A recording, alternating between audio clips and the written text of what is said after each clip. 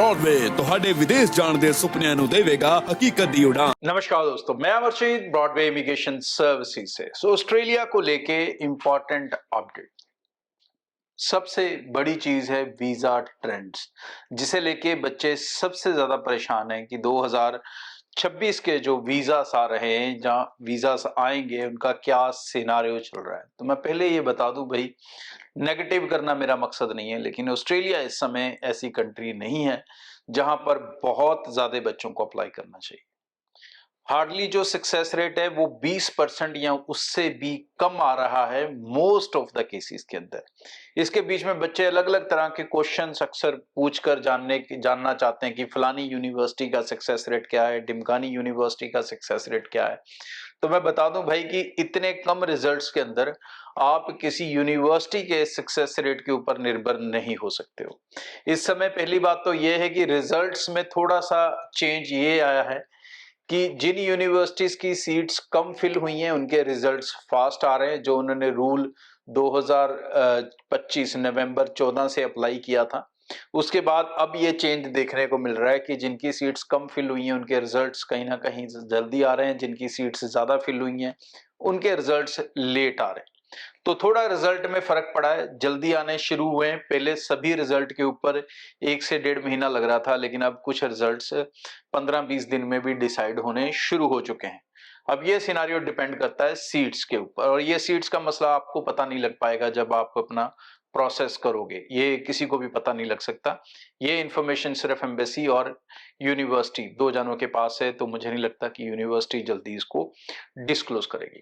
तो ऑस्ट्रेलिया अभी मेरे ख्याल से जो फाइल्स बच्चे प्रोसेस में, देखो वो तो रुक नहीं सकते, वो तो अब फाइल लगाएंगे, उनको लगानी पड़ेगी। लेकिन जेन्युइन डॉक्यूमेंट्स का मेजर इशू है ऑस्ट्रेलिया के अंदर।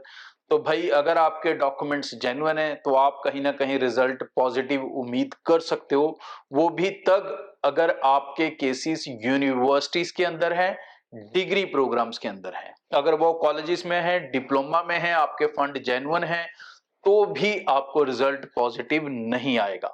तो ऑस्ट्रेलिया बहुत ज्यादा स्ट्रिक्ट मोड पे है। इतने स्ट्रिक्ट मोड पे तो कनाडा भी इस समय नहीं है। कनाडा में फिर भी कहीं ना कहीं रिजल्ट्स पहली बार नहीं तो दोबारा अप्लाई करके मिल जाता है। ऑस्ट्रेलिया में बड़ी प्रॉब्लम यह है कि एक तो रिजल्ट नेगेटिव आ रहे हैं, और दूसरी बड़ी दिक्कत कि ऑस्ट्रेलिया में दूसरी बार अप्लाई नहीं हो सकता।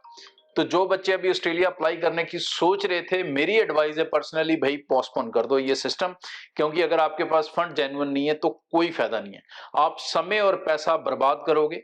अगर आपका प्रोफाइल स्ट्रांग है तो यही पैसा लगाओ कनाडा के लिए। अगर आपका जो बजट है वो कम है तो भाई यही पैसा लगाओ यूके के लिए या फिनलैंड के लिए, जो आपकी जिंदगी को कोई डायरेक्शन दे सके या कम से कम यहां से वीजा दे सके। ऑस्ट्रेलिया इस समय बिल्कुल भी जो कह लें नेगेटिव प्रोफाइल्स हैं, चाहे वो एकेडमिक्स के कारण नेगेटिव प्रोफाइल्स हैं, चाहे वो फाइनेंशियल्स के कारण एकेडमिक नेगेटिव प्रोफाइल्स हैं, उनको लेने में इंटरेस्टेड नहीं है। ये उन्होंने बहुत क्लियरली अपनी पॉलिसी के अंदर बता दिया है। फिर भी जबरदस्ती फाइल्स लगा रहे हो तो आप सिर्फ और सिर्फ एजेंट का घर भर रहे हो। किसी को 2 लाख फंडिंग का दे रहे हो, किसी को 2.5 लाख दे रहे हो, किसी को 1.5 लाख दे रहे हो। सब अपने अपनी कमाई करने पे आपसे लगे हुए हैं, बट उसमें से कोई भी आपको रिजल्ट डिलीवर नहीं कर सकता। तो ये राइट टाइम है कनाडा, यूके और फिनलैंड, तीनों में से किसी भी कंट्री को चुनने का। अगर प्रोफाइल बहुत स्ट्रांग है तो कनाडा चुने, पॉजिटिव रिजल्ट मिल सकता है, पहली बार नहीं तो दूसरी बार मिल सकता है। अगर प्रोफाइल एकेडमिकली बहुत ज्यादा स्ट्रांग नहीं है, देन यूके और फिनलैंड से शानदार ऑप्शन आपको मिल नहीं सकती। फिनलैंड के अंदर आप मात्र 4 साल के अंदर, 4.5 साल के अंदर अपना पीआर हासिल कर सकते हैं। 2 साल मास्टर्स, 2 साल पोस्ट स्टडी वर्क वीजा, और उसके बाद सीधा पीआर। ग्रेजुएशन करते हो तो 3 साल, 2 साल का पोस्ट स्टडी वर्क वीजा, फिर भी 4 साल के बाद आप अपना पीआर हासिल कर सकते हो। ये सबसे बड़ा रिलैक्सेशन आपको फिनलैंड जैसी कंट्री देती है, जो +2 के साथ स्पाउस भी अलाउड करती है, जो ग्रेजुएट के साथ भी स्पाउस अलाउ करती है, और स्पाउस को मिलता है full time work permit, student को मिलता है पार्ट टाइम 30 आवर, 30 घंटे हफ्ते के। तो भाई इससे शानदार मौका आपको नहीं मिलने वाला।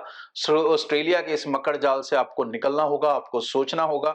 मेरा काम आपको बताना है, इन्फॉर्म करना है, डिसीजन फैसला लेना आपका काम है। Thank you. ब्रॉडवे ਤੁਹਾਡੇ ਵਿਦੇਸ਼ ਜਾਣ ਦੇ ਸੁਪਨਿਆਂ ਨੂੰ ਦੇਵੇਗਾ ਹਕੀਕਤ ਦੀ ਉਡਾਨ।